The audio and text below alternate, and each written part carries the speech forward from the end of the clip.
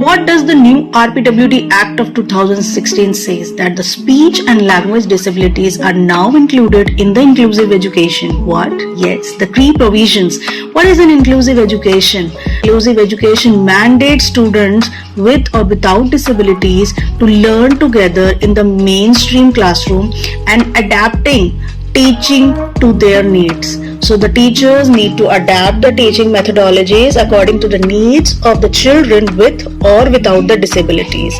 Now what it does focuses on, it focuses on the specific learning disabilities. The specific learning disabilities quoted as SLD, that are dyslexia, dysgraphia and dyscalculia. So what does it include? It needs to include accessible infrastructures. That means the infrastructures provided in the school should be accessible to the children with special needs as well as the children without any disabilities or special needs. And for that they also need assistive devices and ICT, that is we need to use computer in their studies and various technology which can be provided inside the classroom for learning to both the children of special needs and without the special needs. Now what else does it include? It needs trained staff.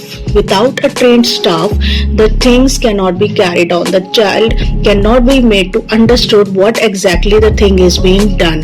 So if the things need to be understood by the children, then they definitely need trained staff who understands their special needs and how to manage children with and without special needs.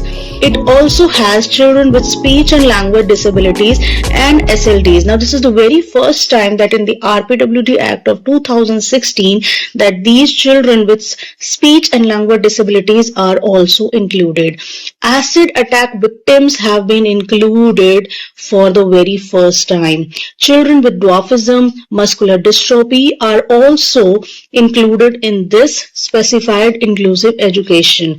The blood disorders, that is the thalassemia, hemophilia and sickle cell diseases, are now also included in the RPWD Act of 2016, where every child can sit together. That means the child with disability and without the disability in the inclusive education.